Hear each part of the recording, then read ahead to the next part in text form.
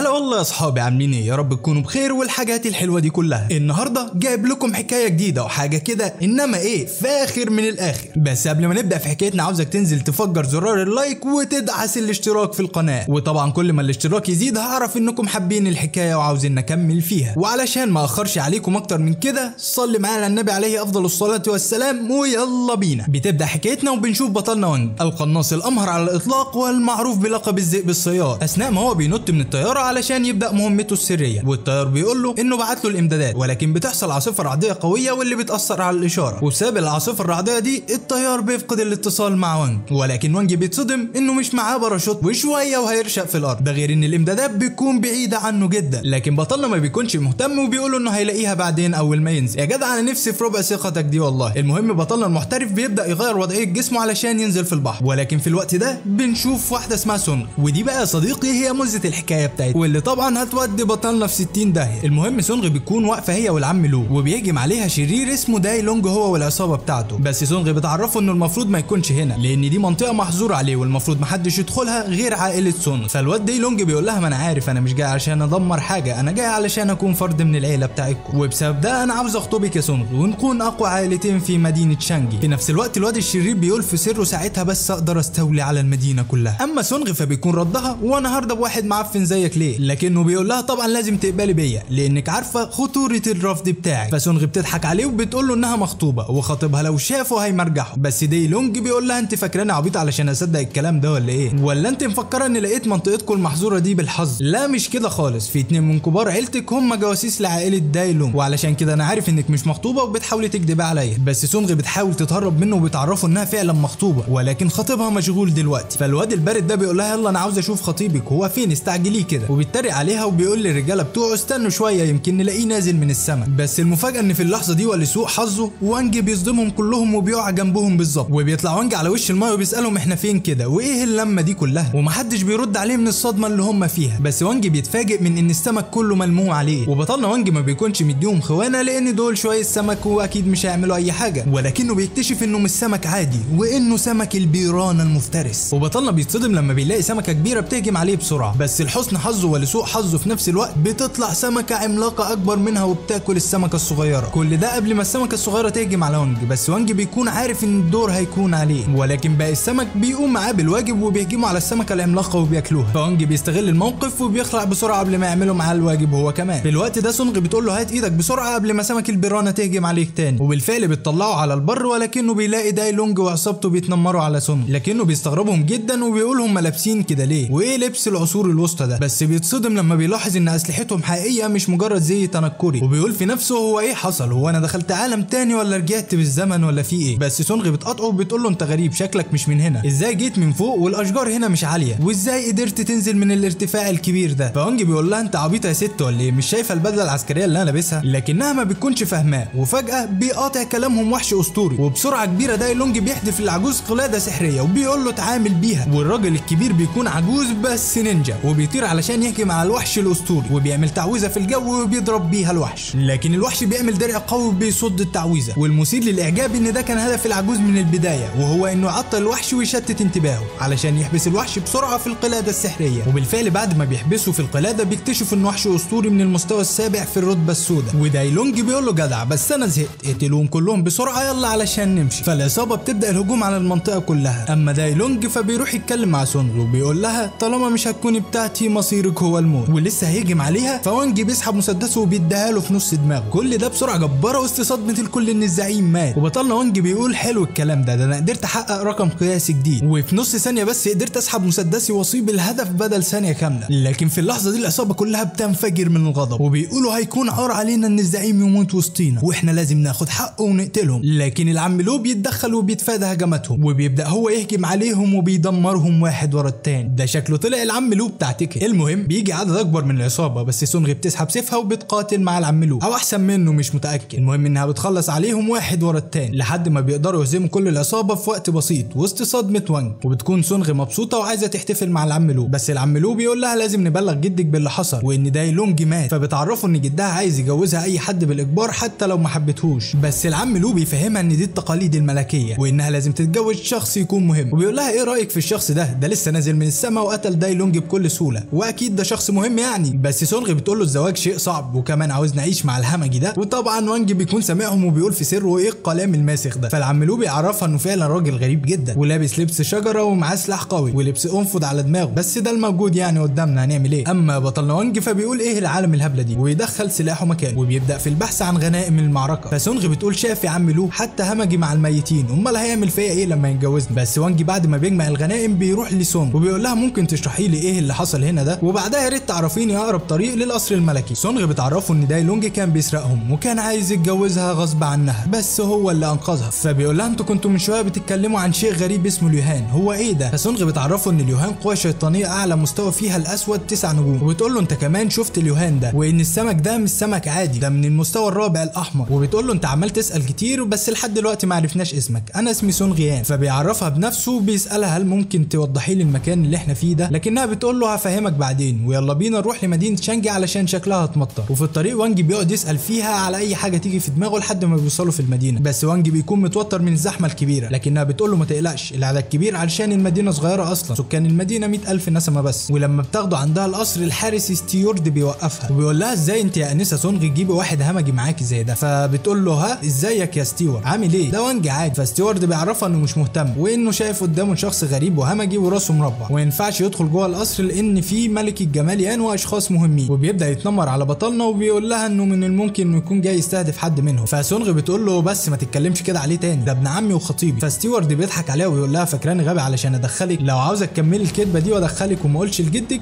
هتديني فلوس تاني. بس وانج ما بيعجبوش الكلام وبيديله قلم حكومه. وستيورد بيقول له انا ممكن اسامحكم بس كده هنضيف حساب الضرب على الفاتوره. فوانج بيقول له تمام جدا وبيلزقوا قلم تاني بيلزقه في الحيط وبيعرفه انه بيساوم الشخص الغلط. لكن ستيورد بيقول له انت خدتني على اخوانا. بس وانج بيقول له طيب ما احنا فيها وريني نفسك، وبيشيله وبيرميه بايد والصدمه انه بيدغدغ له كل اسنانه. وستيورد بيعرفه انه مش هيعرف يهرب من المدينه وانه هيقتله وبيهجم على بطلنا وانج زي المجنون. بس وانج بيقدر يتفادى هجماته بكل سهوله وكمان بيقدر يمسك ايده وبيقول له انت ضعيف جدا، الهجوم بيكون كده. فبيعمل له حته فين الزاروك بيجيب اجله وبيحط السكينه على رقبته وبيقول له ايه ما تنشف ياض، مش كنت عاوز تقتلني من شويه؟ بس ستيورد بيقعد يصرخ وبينده العم لو وبيقول له الحقني الراجل ده هيموتني يا جدع. وانج بيقول له يا عم اسكت كتكنيله، ده انت ما عندكش بربع جنيه شجاعه. فستيورد بيقول له شجاعه ايه يا عم، انا كل مهمتي افتح الباب واقفله، مش هعمل حاجه اكتر من كده بعد كده. وستيورد بياخدهم جوه القصر وبيعرفهم عن تاريخ القصر، لكن وانج بيعرفه ان هو مش مهتم وبيقول له اطلع يلا بره يلا. بس وهو ماشي بيقول له مش هتلحق تنده عليا يا وانج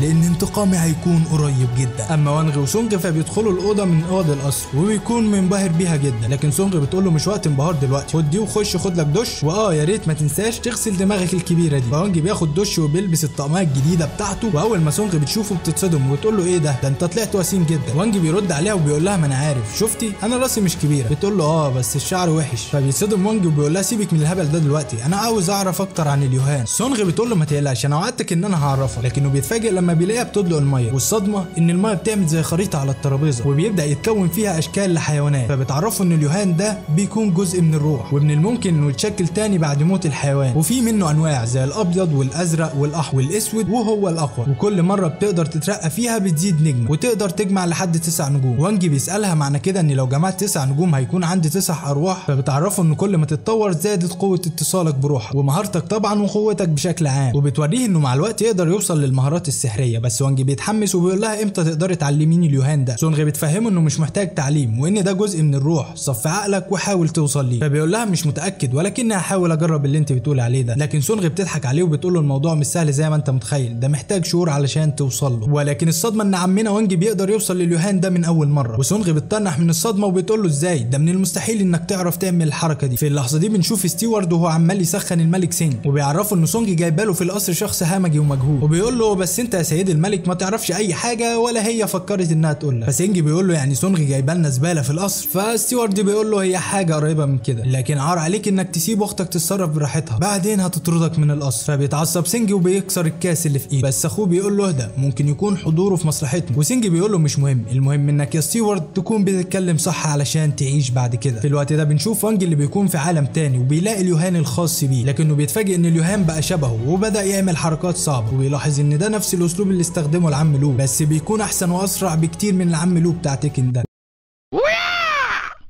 وبيكتشف ان الظل ده بينفذ كل الحركات اللي انبهر بيها بكل سهوله، لكنه بيلاحظ ان الظل بيقعد يتامل فجاه، وانج بيقعد يتامل هو كمان معاه لحد ما بيرجع يتصل تاني بروحه وجسده. في اللحظه دي بتكون سونغ قاعده بتتامل في عمنا وانج وبتقول قد ايه هو شخص قوي وطموح وسيم، وبتكون لسه هتبوسه لكن وانج ابن الفقريه بيرجع لجسمه. وانج مش في دماغه بيعرفها انه لقى اليوهان وكمان قدر يتصل بروحه، بس سونغ بتقول له ده شيء مدهش لكنك لسه قدامك كتير علشان تتطور للنجمه الاولى. وفي اليوم اللي بعده بنشوف وانج بيلم الغنايم وعاوز يبيعها، لكن اثناء ما بيكون ماشي في الطريق بيلاحظ ان الناس كلها بتشاور عليه وبيكونوا بيتكلموا عنه وجايبين في سيرته فبيتعصب جدا. بس في اللحظه دي بيفتكر كلام سونغ اللي بتعرفه ان المفروض يختلط بالناس، وان استخدام العنف بيخفي اليوهان الخاص بيه ومحدش يعرفه، وبكده الكل هيعاملك على انك بلا قيمه وانك لص، وحتى في اماكن هتمنعك من الدخول. فوانج بيقول لها ايه الوضع المهبب ده انا قتلت دايلونج، لكنها بتعرفه ان هو كان حرامي وبلطجي فمحدش مهتم له اصلا. وعلشان كده وانج بيكمل طريقه عادي وبيقول لهم ان هم ما يستاهلوش فعلا يعمل لهم اي حاجه، لحد ما بيوصل لمتجر باو تشين وبيقول هو ده شكله المتجر المناسب. بس وهو داخل بيقابل سينج وبيقول له انت فاكرها وكاله من غير بواب، لازم علشان تخش نعرف اليوهان الخاص بيه. فبيجي صاحب المحل وبيقول له اسف يا سيدي لازم فعلا علشان تدخل نعرف اليوهان الخاص بيه. بس سينج بيقول له انت هتصاحبه خد منه اليوهان واعرف هو مين بعدها بلغني. فالتاجر بيقول له حاضر يا عم الملك سينج، وبيتكلم مع وانج وبيقول له اعذرني يا سيدي تسمح لي اعرف اليوهان الخاص بيه. فوانج اللي ما صدق بيقول له اتفضل شوف، لكنه ما بيكونش لسه حصل على اي ترقيه. وسينج بيقول له انت لسه مبتدئ وجاي هنا ابعد عن وشي يا فاشل. ووانج بيمسك نفسه وبيسيبه وبيمشي وبيسال هو مين الشخص ده، وبيكتشف ان سينج ده بيكون من عائله شانغ لين وانه بيحب يتنمر على اي حد في مدينه شانغ. والتاجر بيعرفه ان هو بيعتذر ليه عن كل اللي قاله وبيساله ازاي اقدر اخدمك. فوانج بيقول له عاوز ابيع الاغراض دي وابدلها بحبوب الليتشي، ولكن التاجر بيتفاجئ من قيمه الاغراض المهمه جدا وبيدي لوانج حبوب الليتشي بسرعه وبيقول له شكرا ليك يا فندم انك شرفتنا. وبطلنا وانج العبيط بيحس انه اتنصب عليه بس بيمشي علشان عارف ان الدولار غالي اليومين دول. وبيرجع وانج للقصر وبياخد حبايه الليتشي، لكنه بعدها بيحس باحاسيس غريبه واتصال مباشر مع اليوهان. مش بس كده كمان بيحس بطاقه رهيبه وبيبدا على طول في التمرين، وبيقدر يجيب 600 عدة ضغط و600 بطن و600 عقله وبص